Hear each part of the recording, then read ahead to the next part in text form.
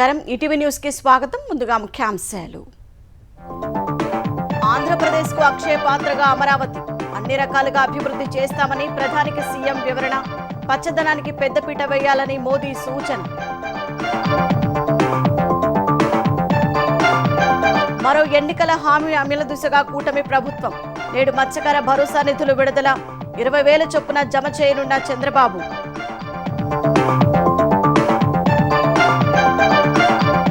Stone crusher యజమాని నుంచి 5 కోట్లు డిమాండ్ చేసిన విడుదల రజని. విధులేని పరిస్థితుల్లో 2 కోట్లు ఇచ్చారని గోపి రిమాండ్ రిపోర్టులో ఏసీబీ వెల్లడి.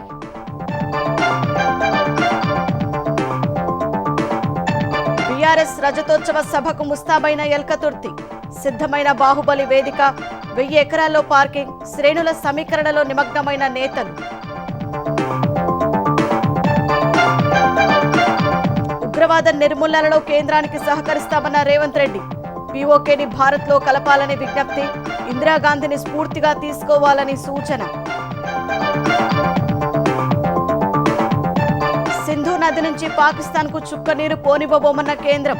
భవిష్యత్ కార్యాచరణపై మంత్రి సిఆర్ పాటిల్కు అమిత్ షా దిశానిర్దేశం.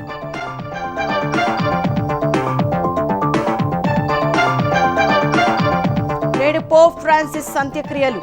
వాటికన్ సిటీకి తరలి వెళ్లిన పలు దేశాల అధినేతలు. గత 3 రోజులుగా లక్షలాది మంది నివాళులు.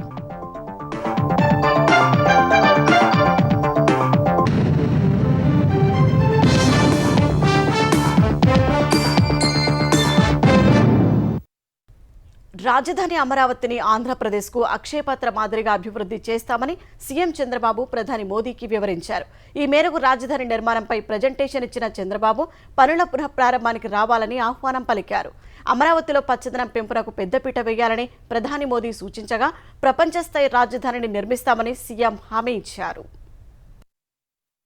ముఖ్యమంత్రి చంద్రబాబు శుక్రవారం ప్రధాని నరేంద్ర మోదీతో సమావేశమై రాజధాని అమరావతి పనులు ప్రారంభించడానికి రావాలని ఆహ్వానించారు. శుక్రవారం సాయంత్రం 4:30 గంటలకు లోక కళ్యాణ్ మార్గ్లోని ప్రధాని అధికార నివాసానికి చేరుకున్న చంద్రబాబు ఆయనతో 1:15 పాటు సమావేశమయ్యారు. అమరావతి పునః ప్రారంభం 2025తో కూడిన వినతి పత్రాన్ని సమర్పించి రాజధానిని భవిష్యత్తు అవసరాలు తీర్చే నగరంగా ఎలా తీర్చిదిద్దనున్నారో ప్రెజెంటేషన్ ద్వారా వివరించారు. అమరావతిని అన్ని జిల్లాల వాసుల అవసరాలు తీర్చే నగరంగా తీర్చిదిద్దనున్నట్లు పేర్కొన్నారు. విద్య, వైద్యం, ఉపాధి అవకాశాలు కల్పించే అక్షయ పాత్రలా తయారు చేయాలన్నదే ముఖ్య ఉద్దేశమని చంద్రబాబు చెప్పారు. 2015 అక్టోబర్లో ప్రధాని మోదీ చేతుల మీదుగా శంకుస్థాపన చేసుకున్న రాజధాని నిర్మాణం తరువాత చోటు చేసుకున్న పరిణామాల కారణంగా ఎలా నిలిచిపోయిందో కూడా చంద్రబాబు వివరించారు. ఇప్పుడు కేంద్ర ప్రభుత్వం అందిస్తున్న ఆర్థిక చేయూతతో పునః ప్రారంభించబోతున్నట్లు తెలిపారు. పర్యావరణం, పౌర జీవనం మధ్య సమతౌల్యం పాటిస్తూ రూపొందించిన మాస్టర్ ప్లాన్ గురించి ప్రధానికి వివరించారు. ఈ సందర్భంగా ప్రధాని మోదీ తన ఆలోచనల్ని పంచుకున్నారు. రాజధాని ప్రాంతంలో పచ్చదనం విస్తరణ కోసం జపాన్లో అనుసరిస్తున్న మియావాకీ విధానం గురించి చెప్పారు. వేగంగా పచ్చదనం విస్తరింపజేయడానికి ఈ విధానం బాగా ఉపయోగపడుతుందని సూచించారు. వాటన్నింటినీ ఆచరణలో పెడతామని సీఎం చంద్రబాబు ప్రధానికి హామీ ఇచ్చారు. తర్వాత పోలవరం ప్రాజెక్టు పురోగతి గురించి ప్రధాని దృష్టికి తీసుకెళ్లిన చంద్రబాబు ఆర్థిక ప్యాకేజీ ప్రకటించిన తర్వాత విశాఖ స్టీల్ ప్లాంట్లో ఉత్పత్తి పుంజుకుని క్రమంగా పట్టాలెక్కుతోందని వివరించారు. రైల్వే జోన్ ప్రధాన కార్యాలయం నిర్మాణం, ఎన్టీపీసీ గ్రీన్ హైడ్రోజన్ ప్లాంటుకు శంకుస్థాపన చేసినందుకు ధన్యవాదాలు తెలిపారు. రాష్ట్రంలో ఎస్సీ వర్గీకరణ అమలు చేయడానికి కేంద్ర ప్రభుత్వ పరంగా మద్దతు తెలిపినందుకు కృతజ్ఞతలు చెప్పారు. రాష్ట్రంలో భవిష్యత్తులో ఏర్పాటు చేయబోతున్న Arcelor Mittal Nippon steel factory, BPCL రిఫైనరీల గురించి ప్రధానికి వివరించారు. బీపీసీఎల్, ఆరామ్కోల భాగస్వామ్యంతో ఏర్పాటు చేసే ఈ రిఫైనరీ ఆంధ్రప్రదేశ్ అభివృద్ధిపై ఎలా సానుకూల ప్రభావం చూపుతుందో కూడా చెప్పారు. రాయలసీమలో కొప్పర్తి, ఓర్వకల్లు పారిశ్రామిక నోడ్లు, డ్రోన్ సిటీ అభివృద్ధి ప్రణాళికల గురించి ప్రధానికి వివరించి వాటికి సాయం చేయాలని కోరారు. ఈ ప్రాంతంలో డిఫెన్స్, ఏరోస్పేస్, ఆటోమొబైల్ మ్యానుఫ్యాక్చరింగ్ కు సంబంధించిన ప్రణాళికల్ని ప్రధానికి వివరించి కేంద్రం మద్దతు కోరారు. చంద్రబాబు ప్రధానిని కలిసిన వెంటనే పహల్గాం ఉగ్రవాద దాడి గురించి మాట్లాడారు. దుర్ఘటన అనంతరం కేంద్ర భద్రతా వ్యవహారాల కేబినెట్ కమిటీ యుద్ధ ప్రాతిపదికన తీసుకున్న చర్యలకు సంపూర్ణ మద్దతు ప్రకటించారు. ఈ దుర్ఘటనలో ఆంధ్రప్రదేశ్కు చెందిన 2 ప్రాణాలు కోల్పోయారని చెప్పారు. ఆ కుటుంబాలకు ప్రభుత్వ పరంగా అండగా నిలిచినట్లు వివరించారు. దేశ భద్రత విషయంలో కేంద్ర ప్రభుత్వం ఏ నిర్ణయం తీసుకున్నా తమ సంపూర్ణ మద్దతు ఉంటుందని చంద్రబాబు హామీ ఇచ్చారు. ఎన్నికల హామీల్లో భాగంగా మత్స్యకారులకు ఇచ్చిన మాటను కూటమి ప్రభుత్వం నేడు నెరవేర్చనుంది. సముద్ర వేట విరామ సమయంలో ఒక్కో మత్స్యకార కుటుంబానికి 20,000 ఆర్థిక సాయం అందించే పథకాన్ని శ్రీకాకుళం జిల్లా బుడగట్లపాలెంలో ఇవాళ ముఖ్యమంత్రి చంద్రబాబు లాంఛనంగా ప్రారంభించనున్నారు. తర్వాత మత్స్యకారులతో ముఖాముఖి నిర్వహిస్తారు. మత్స్యకార భరోసా ద్వారా 1,29,178 మత్స్యకార కుటుంబాలకు 258 కోట్ల మేర లబ్ధి చేకూరనుందని ప్రభుత్వం తెలిపింది. గతంలో 10,000 రూపాయలు అందించగా అధికారంలోకి వస్తే 20,000 ఇస్తామని కూటమి ఎన్నికల్లో హామీ ఇచ్చింది. ఆ మేరకు ఇటీవలే మంత్రివర్గం మత్స్యకార భరోసాకు ఆమోదం తెలిపింది. మదనపల్లె సబ్ కలెక్టర్ కార్యాలయంలో దస్త్రాల దగ్ధం కేసులో కీలక నిందితుడు మాజీ మంత్రి పెద్దిరెడ్డి రామచంద్రారెడ్డి అనుచరుడు మాధవరెడ్డికి జ్యుడిషియల్ రిమాండ్ అంశంలో నాటకీయ పరిణామాలు చోటు చేసుకున్నాయి. అతన్ని అరెస్టు చేసినప్పటి నుంచి కోర్టులో హాజరుపరిచే వరకు సిఐడి పోలీసుల తీరు తీవ్ర విమర్శలకు దారితీసింది. రిమాండ్ రిపోర్ట్ తయారు చేయడం సహా ప్రాసిక్యూషన్ తరపున వాదనలు వినిపించడంలో విఫలమయ్యారనే వాదనలు తెరపైకి వచ్చాయి. తగిన రీతిలో రిమాండ్ రిపోర్టు తయారు చేయకపోవడంతోనే మాధవరెడ్డి జ్యుడిషియల్ రిమాండ్ను చిత్తూరు సిఐడి కోర్టు తిరస్కరించిందనే వాదనలు వినిపిస్తున్నాయి. గురువారం రాత్రి రొంపిచెర్ల సమీపంలోని ఫామ్ హౌస్ లో అదుపులోకి తీసుకుని తిరుపతిలోని సిఐడి కార్యాలయానికి తరలించిన పోలీసులు నిన్న మధ్యాహ్నం వరకు విచారించారు. మాధవరెడ్డి నివాసంలో లభ్యమైన 590 రెవెన్యూ రికార్డులపై ప్రశ్నల వర్షం కురిపించారు. సబ్ కలెక్టర్, తహసీల్దార్ కార్యాలయంలో ఉండాల్సిన రికార్డులు మీ ఇంట్లోకి ఎలా వచ్చాయని ప్రశ్నించారు. అయితే మాధవరెడ్డి నుంచి ఎలాంటి సమాధానం రాకపోగా ఈ కేసుతో తనకు సంబంధం లేదని సమాధానం ఇచ్చారు. తర్వాత రుయా ఆసుపత్రికి తీసుకెళ్లి వైద్య పరీక్షలు చేయించి చిత్తూరులోని ప్రత్యేక కోర్టు న్యాయమూర్తి ఎదుట హాజరుపరిచారు. అయితే తగిన రీతిలో రిమాండ్ రిపోర్టు తయారు చేయకపోవడంతో మాధవరెడ్డిని విడుదల చేస్తూ మెజిస్ట్రేట్ తీర్పు చెప్పారు. 24 ఏళ్లు పూర్తి చేసుకుని 25వ వసంతంలోకి అడుగుతున్న సందర్భంగా రజతోత్సవ సభను అత్యంత ఆర్భాటంగా నిర్వహించేందుకు బీఆర్ఎస్ ఏర్పాట్లు చేసింది. రేపు సాయంత్రం హనుమకొండ జిల్లా ఎలకతుర్తిలో 1,250 ఎకరాల విస్తీర్ణంలో జరగనున్న సభ కోసం ఆ పార్టీ నేతలు విస్తృత ఏర్పాట్లు చేశారు. 500 మందికి సరిపడే విధంగా భారీ వేదిక నిర్మాణం చేశారు. ప్రధాన వేదిక ముందు గ్యాలరీలను ఏర్పాటు చేశారు. దూరం నుంచి వీక్షించే వారి కోసం సభ పరిసరాల్లో ఎల్ఈడీ తెరలను సిద్ధం చేశారు. సభకు వచ్చే ప్రజల సౌకర్యం కోసం 2,500 మంది వాలంటీర్లను నియమించారు. రజతోత్సవ సభను ప్రతిష్టాత్మకంగా తీసుకున్న నేతలు ఇప్పటికే అన్ని జిల్లాల్లోనూ సన్నాహక సభలు ఏర్పాటు చేసి జన సమీకరణపై ప్రత్యేక దృష్టి సారించారు. ఎక్కడికక్కడ ముందస్తుగా బైక్ ర్యాలీలను ఏర్పాటు చేసి సిద్ధం చేశారు. వరంగల్, కరీంనగర్, సిద్దిపేట జిల్లాల నుంచి భారీగా జన సమీకరణ చేసేలా ఏర్పాట్లు చేశారు. బీఆర్ఎస్ చరిత్రలో, ప్రస్తుత బీఆర్ఎస్ చరిత్రలో ఇది ఒక అతి పెద్ద బహిరంగ సభ కాబోతా ఉన్నది. మీరందరూ కూడా చూస్తారు. ఎందుకంటే ప్రతి నియోజకవర్గం నుంచి, ప్రతి జిల్లా నుంచి రిపోర్ట్ వస్తూ ఉంది. మొత్తం ఈ 1,250 ఎకరాల పైచిలుకు పార్కింగ్ మరియు సభా ప్రాంగణం ఏదైతే ఉందో దాని ఏర్పాట్లు వాహనంలో తిరుగుతూ కొంత, అదేవిధంగా పైన డయాస్ పైనుంచి కొంత పరిశీలించడం జరిగింది. దాదాపు ఎక్కడి నుంచి రాష్ట్రంలోని ఏ మూల నుంచి వచ్చే ఏ సోదరుడికైనా, ఏ సోదరికైనా ఎలాంటి ఇబ్బంది లేకుండా దాదాపు 1000 ఎకరాల్లో పార్కింగ్ సౌకర్యం కూడా ఏర్పాటు చేసుకున్నాం. మాజీ ప్రధాని ఇందిరాగాంధీని స్ఫూర్తిగా తీసుకుని ఉగ్రవాదులను ఎగదోస్తున్న పాకిస్తాన్ను మరోసారి ఓడించాలని సీఎం రేవంత్ రెడ్డి ప్రధాని మోదీకి విజ్ఞప్తి చేశారు.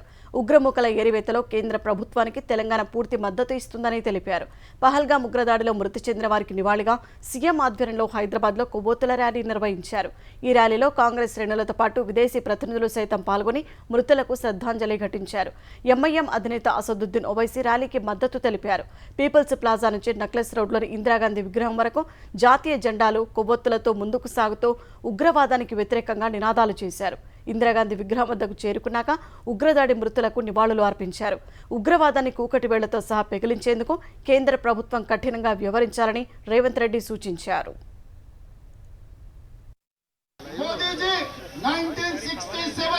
सीने ने अपने देश के ऊपर हमला किए तो इंदिरा जी ने मुंह तोड़ जवाब दिए. उसके बाद पाकिस्तान 1971 में इस देश के ऊपर हमला किए तो इंदिरा जी ने पाकिस्तान को मुंह तोड़ जवाब देकर 2 टुकड़े किए पाकिस्तान को, एक बांग्लादेश, दूसरा पाकिस्तान. इसीलिए आप आगे बढ़ो, हम लोग आपके साथ में रहेंगे. 140 करोड़ भारतीय वासियों आपके साथ है. पीओके को तो पाकिस्तान को 2 टुकड़ा करो, पाक ऑक्युपाइड कश्मीर हिंदुस्तान में मिला दो, हम साथ में रहेंगे. పహల్గామ్ ఉగ్రదాడి తర్వాత సింధు నదీ జలాల ఒప్పందాన్ని నిలిపివేస్తూ నిర్ణయం తీసుకున్న భారత్ పాకిస్తాన్లోకి ఆ జలాలను వెళ్లకుండా అడ్డుకునే ప్రయత్నాలు మొదలుపెట్టినట్లు తెలిసిందే. ఈ క్రమంలో భారీ స్థాయిలో నీటిని నిల్వ చేసేందుకు సింధు పరివాహక ప్రాంతంలో ప్రాజెక్టుల సామర్థ్యాన్ని పెంచాలని నిర్ణయించినట్లు సంబంధిత వర్గాలు వెల్లడించాయి. మరోవైపు భారత్ నుంచి పాకిస్తాన్కు చుక్క నీటిని కూడా వెళ్లనీయబోమని కేంద్ర జలశక్తి శాఖ మంత్రి సిఆర్ పాటిల్ చెప్పారు. ఉగ్రదాడితో నెలకొన్న పరిణామాల నేపథ్యంలో శుక్రవారం హోంమంత్రి అమిత్ షా నేతృత్వంలో ఉన్నత స్థాయి సమావేశంలో ఆయన పాల్గొన్నారు.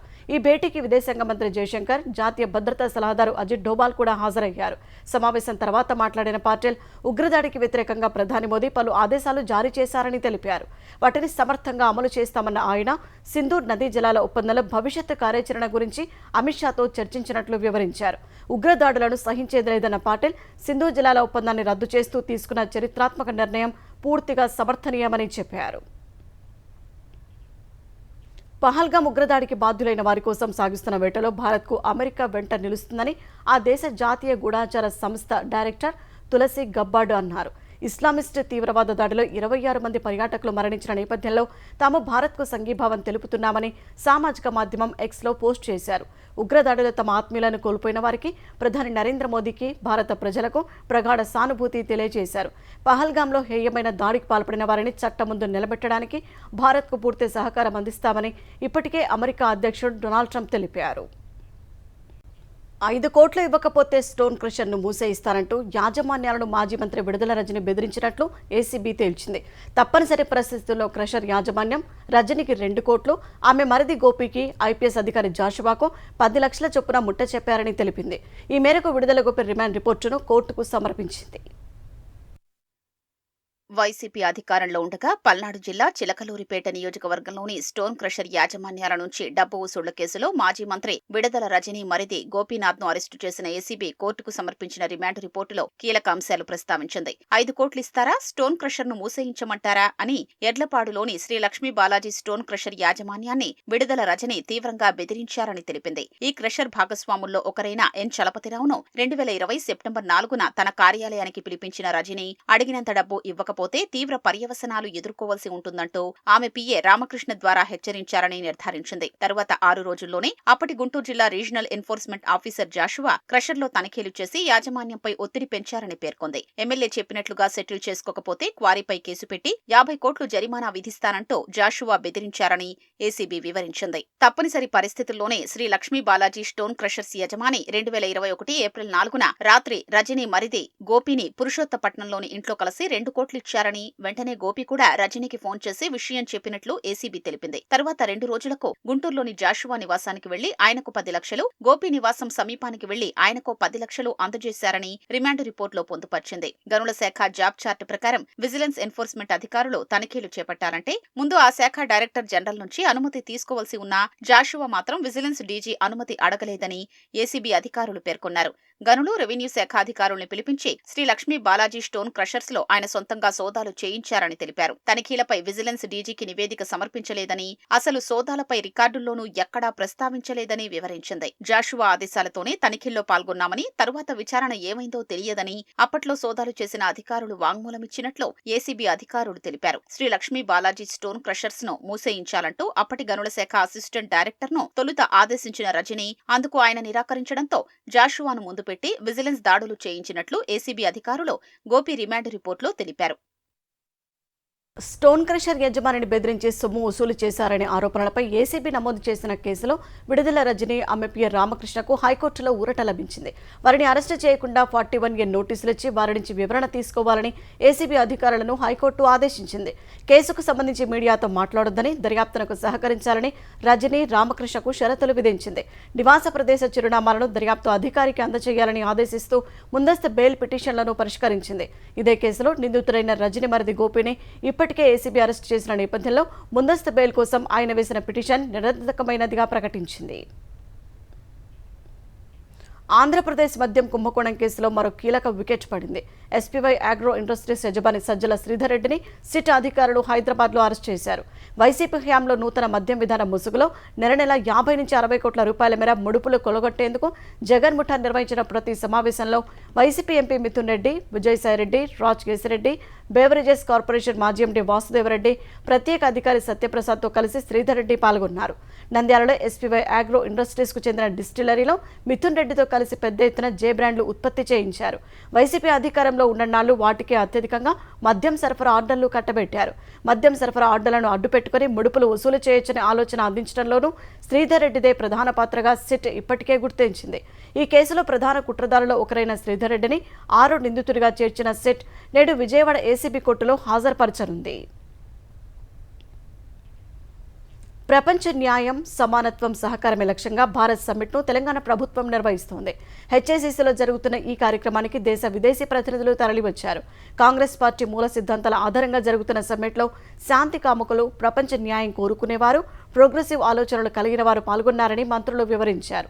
100 దేశాల నుంచి హాజరైన ప్రతినిధులు పలు అంశాలపై లోతుగా చర్చలు చేసినట్లు తెలిపారు. గతంలో ప్రపంచం మొత్తం 2 కూటములుగా విడిపోయినప్పుడు నాటి ప్రధాని జవహర్లాల్ నెహ్రూ అలీన విధానంతో దిశానిర్దేశం చేశారని తెలంగాణ ఉప ముఖ్యమంత్రి భట్టి విక్రమార్క తెలిపారు. ప్రస్తుతం ప్రపంచవ్యాప్తంగా ఆర్థిక, రాజకీయ, సామాజిక అసమానతలు పెరిగి ప్రజలు ఇబ్బందులు పడుతున్నందున అహింస, సత్యం, సామాజిక న్యాయం వంటి కాంగ్రెస్ సిద్ధాంతాలను భారత సమ్మిట్ ద్వారా మరోసారి దిశానిర్దేశం చేస్తున్నామని పేర్కొన్నారు.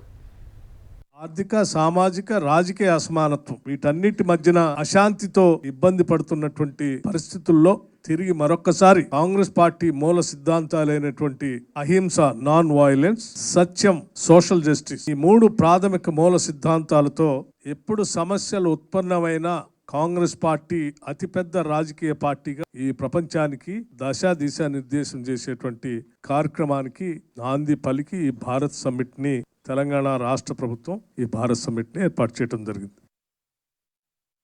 తెలంగాణలో పత్తి కొనుగోళ్ల సందర్భంగా చోటు చేసుకున్న అవకతవకలపై వ్యవసాయ శాఖ మంత్రి తుమ్మల నాగేశ్వరరావు ఆగ్రహం వ్యక్తం చేశారు. పలు పత్రికల్లో వచ్చిన కథనాలపై స్పందించిన మంత్రి సంబంధిత అధికారులను పిలిచి తగు చర్యలు తీసుకోవాలని ఆదేశించారు. ఇప్పటికే రాష్ట్రంలోని అన్ని వ్యవసాయ మార్కెట్లలో విజిలెన్స్ విచారణ చేపడుతున్నామని మంత్రి తెలిపారు. విజిలెన్స్ అధికారులు ఇచ్చే నివేదిక ఆధారంగా బాధ్యులైన వారిపై కఠిన చర్యలు తీసుకుంటామని స్పష్టం చేశారు. విజిలెన్స్ విచారణను వేగంగా పూర్తి చేసి రిపోర్టు సమర్పించే విధంగా అధికారులు చర్యలు తీసుకోవాలని ఆదేశించారు.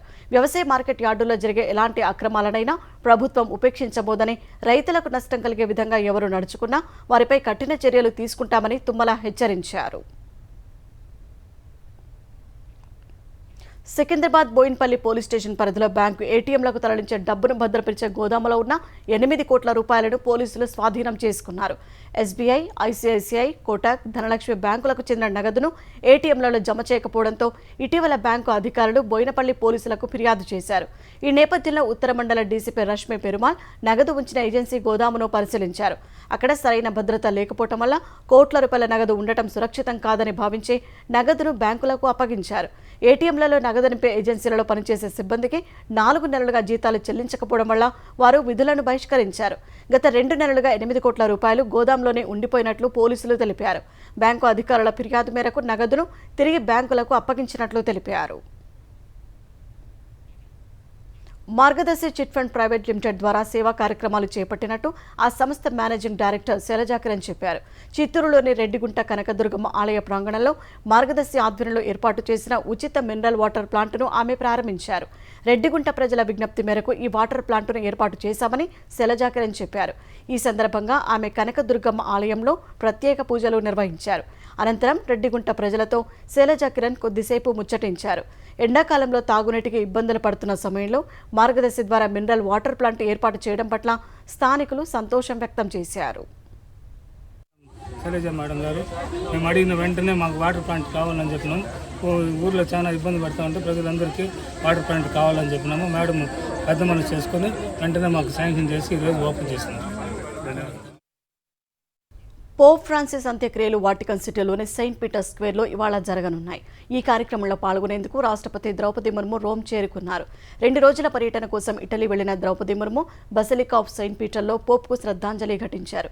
ఈ నెల 21న మృతి చెందిన పోప్ అంత్యక్రియలకు ప్రపంచ దేశాల అధినేతలు, ప్రతినిధులు దాదాపు 164 మంది హాజరు కానున్నారు. అమెరికా, ఫ్రాన్స్ అధ్యక్షుడు డొనాల్డ్ ట్రంప్, మేక్రాన్, బ్రిటన్ ప్రధాని కేర్ స్టార్మర్, ఉక్రెయిన్ అధ్యక్షుడు జెలెన్స్కీ పోప్నకు తుది నివాళులు అర్పించనున్నారు. చెక్కతో చేసిన శవపేటికలో ఉంచిన పోప్ పార్థివ దేహాన్ని గత 3 రోజులుగా 2.5 లక్షల మంది ప్రజలు సందర్శించి నివాళులు అర్పించారు. అయితే ఈ ప్రక్రియ ముగిసినట్లు అధికారులు ప్రకటించగా వేలాది మంది నిరాశగా వెనుదిరిగారు.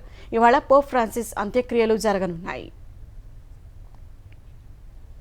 రష్యా రాజధాని మాస్కో శివారులో జరిగిన కారు బాంబు పేలుడులో ఆ దేశ సీనియర్ సైనిక అధికారి లెఫ్టినెంట్ జనరల్ యారోస్లో మోస్కలెక్ మృతి చెందారు. ఓ అపార్ట్మెంట్ ఆవరణలో జరిగిన ఈ పేలుడుకు సంబంధించిన దృశ్యాలు సామాజిక మాధ్యమాల్లో వైరల్ అయ్యాయి. ఫోక్స్ వ్యాగన్ గోల్ఫ్ కారులో అమర్చిన పేలుడు పదార్థాలు పేలడం వల్ల మోస్కాలిక్ మృతి చెందినట్లు అధికారులు తెలిపారు. జనరల్ ఇంటి బయట ఈ కారు ఉందని, దాని పక్క నుంచి ఆయన వెళ్తున్నప్పుడు పేలుడు జరిగిందని అధికారులు తెలిపారు. శాంతి చర్చల కోసం అమెరికా అధ్యక్షుడు డొనాల్డ్ ట్రంప్ రాయబారి విట్కాఫ్ రష్యాలో అడుగుపెట్టిన సమయంలోనే ఈ దాడి జరిగింది. వక్ఫ్ సవరణ చట్టం రాజ్యాంగబద్ధంగా ఉందని కేంద్రం సుప్రీంకోర్టుకు తెలిపింది. వక్ఫ్ సవరణల చెల్లుబాటుకు వ్యతిరేకంగా దాఖలైన పిటిషన్లను కొట్టివేయాలని కోరింది. ఈ మేరకు 1332 పేజీలతో అఫిడవిట్ను సుప్రీంకోర్టులో దాఖలు చేసింది. పార్లమెంట్ చేసిన చట్టాలకు రాజ్యాంగబద్ధమైన అంచనా ఉంటుందని పేర్కొంది. ఆ సవరణలు మత స్వేచ్ఛకు సంబంధించిన ప్రాథమిక హక్కులను హరిస్తాయనడం అర్ధరహితమని తెలిపింది. మొఘల్ కాలం నుంచి స్వాతంత్ర్యం తర్వాతి వరకు వక్ఫ్ వద్ద 18,29,000 పైగా ఎకరాల భూమి ఉంటే కేవలం 2013 తర్వాతే 21 లక్షల హెక్టార్లు వక్ఫ్లో చేరినట్లు కేంద్రం వెల్లడించింది. పాత వక్ఫ్ చట్టంలోని నిబంధనల దుర్వినియోగమై ప్రైవేట్, ప్రభుత్వ ఆస్తులు ఆక్రమణకు గురైనట్టు తెలిపింది. అందుకే పార్లమెంటరీ ప్యానెల్ సమగ్రంగా లోతైన అధ్యయనం చేసిన తర్వాతే చట్ట సవరణ చేపట్టినట్టు వివరించింది. వక్ఫ్ బోర్డులు వాటిపై ఉంచిన నమ్మకాన్ని నిలబెట్టుకునే విధంగా పార్లమెంటు సవరణలను తీసుకొచ్చిందని పేర్కొంది. ఈ అంశంపై సుప్రీంకోర్టు మే 5న విచారించనుంది. ఉద్యోగులు ఒక సంస్థ నుంచి మరో సంస్థకు మారినప్పుడు తమ భవిష్య నిధి ఖాతాను బదిలీ చేసుకునే విధానాన్ని ఉద్యోగుల భవిష్య నిధి సంస్థ ఈపీఎఫ్ఓ మరింత సులభతరం చేసింది. ఈ మేరకు అధికార ప్రకటన వెల్లడించింది. అత్యధిక సందర్భాల్లో యాజమాన్యం అనుమతి లేకుండానే ఖాతాను కొత్త ఉద్యోగానికి బదిలీ చేసుకోవచ్చని తెలిపింది. ప్రస్తుత విధానం ప్రకారం ఉద్యోగం మారినప్పుడు పీఎఫ్ ఖాతాను బదిలీ చేయాలంటే పాత భవిష్య నిధి కార్యాలయంతో పాటు నూతన పీఎఫ్ కార్యాలయం అనుమతి తప్పనిసరి. తాజాగా పాత పీఎఫ్ ఆఫీసు అన్ని క్లెయిమ్లకు అనుమతి ఇస్తే నేరుగా కొత్త పీఎఫ్ ఖాతాకు బదిలీ అయిపోతుంది. ఫామ్ 13 అప్గ్రేడ్ చేయడం ద్వారా దీనిని మరింత సులభతరం చేసినట్లు ఈపీఎఫ్ఓ వెల్లడించింది. నూతన విధానంతో ఏటా 1.25 కోట్ల మంది చందాదారులు లబ్ధి పొందడం సహా 90,000 కోట్ల నగదు బదిలీ వేగవంతం కానుంది.